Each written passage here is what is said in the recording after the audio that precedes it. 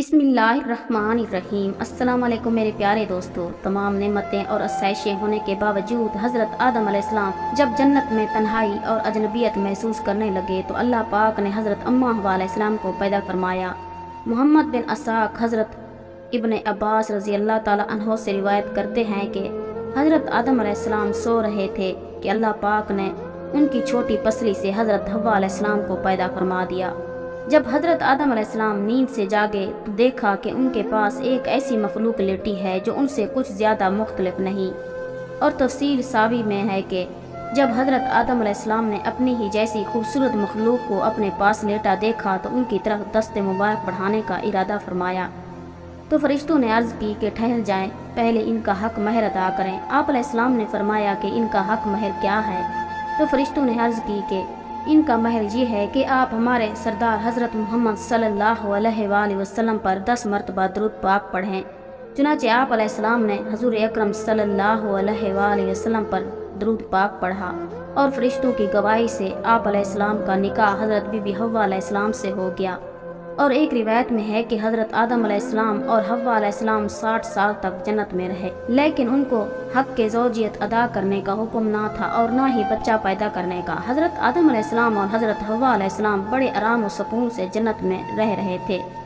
उस अरसे में दोनों पर जन्नत के किसी भी हिस्से में जाने पर पाबंदी भी आयद नहीं थी सिवाय शजरा ममनू के। शैतान अब उन दोनों का खुला दुश्मन था और अपनी सज़ा का बदला लेने के लिए बहुत ज़्यादा बेकरार था।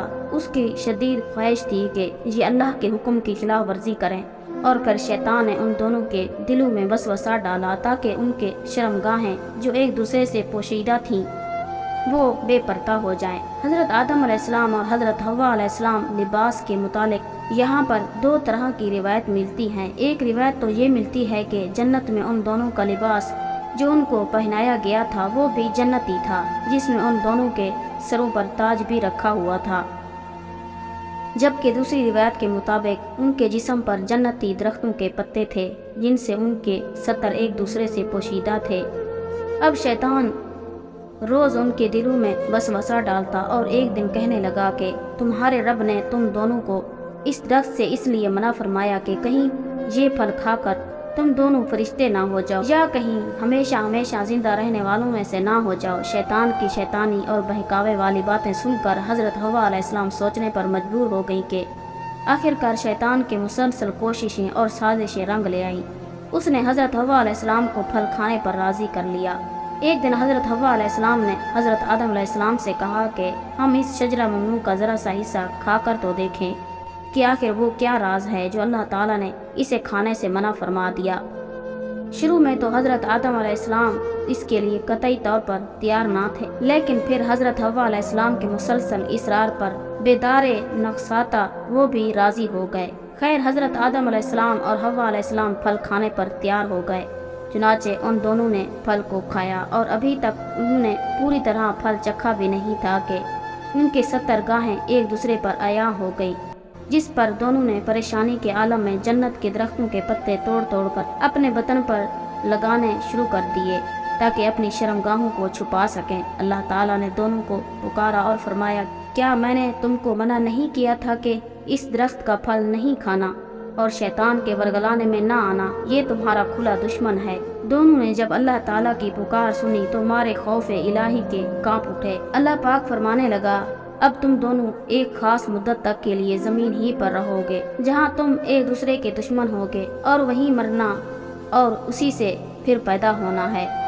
फिर दोनों को ज़मीन की तरफ रवाना कर दिया गया। और एक रिवायत में है कि हज़रत आदम अलैहिस्सलाम हिंद में जबकि हज़रत हव्वा अलैहिस्सलाम को जद्दा में उतारा गया और दोनों एक दूसरे को तलाश करने लगे, लेकिन एक दूसरे को तलाश ना कर पाए। और हज़रत सादी लिखते हैं कि हज़रत आदम अलैहिस्सलाम जब हिंद में उतरे तो उनके पास हजरे अस्वद जन्नत के दरख्तों के पत्ते भी थे जिनको उन्होंने ज़मीन पर फैला दिया। और हज़रत इब्ने अब्बास रज़ी अल्लाह ताला अन्हो से मरवी है कि हज़रत जिब्रील अलैहिस्सलाम हज़रत आदम अलैहिस्सलाम के पास आए और गंदम के 7 दाने साथ लाए। हज़रत आदम अलैहिस्सलाम ने पूछा, ये क्या है? तो अर्ज़ किया, ये उस दरख्त का फल है जिससे आपको रोका गया था, लेकिन आप अलैहिस्सलाम ने तनावुल कर लिया था।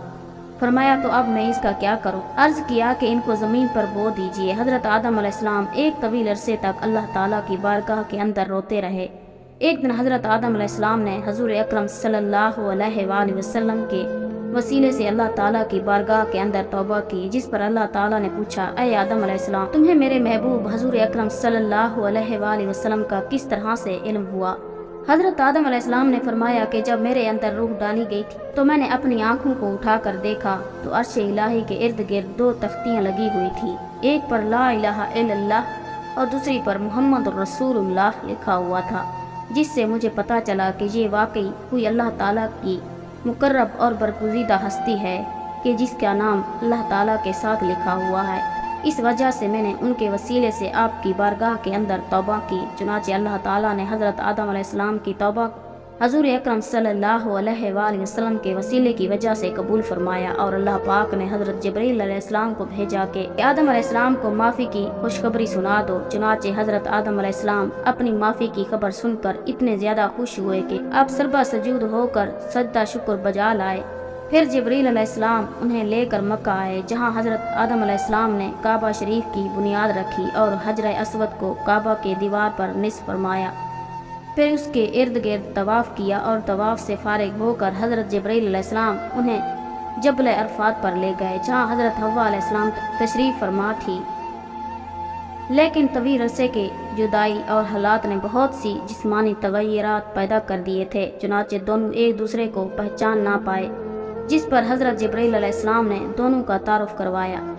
ناظرین، یہی وہ وقت تھا کہ جب پہلی دفعہ حضرت حوا علیہ السلام کو حیض بھی آیا، اور پھر اس کے بعد ایک روایت کے مطابق حضرت جبرائیل علیہ السلام نے حضرت آدم علیہ السلام کو حکم دیا کہ آپ اپنی بیوی حضرت حوا علیہ السلام کے پاس جائیں، اور ان کو پاس جانے کا طریقہ بھی بتایا۔ چنانچہ حضرت آدم علیہ السلام حضرت حوا علیہ السلام کے پاس گئے تو ان سے کثیر اولاد پیدا ہوئی۔ حضرت اماں حوا علیہ السلام کے حمل سے جڑواں بچے پیدا ہوتے تھے، جن میں ایک لڑکا اور ایک لڑکی ہوتی تھی، جبکہ جب آپ دوسری دفعہ امید سے ہوتی تھی تو پھر ایک لڑکا اور لڑکی پیدا ہوتے تھے، اور اسی طرح پہلے حمل سے پیدا ہونے والے بیٹے کی شادی دوسرے حمل سے پیدا ہونے والے بیٹی سے کر دی جاتی تھی، یعنی ایک حمل سے پیدا ہونے والے بچے آپس کے اندر سگے بہن بھائی قرار پا دیتے۔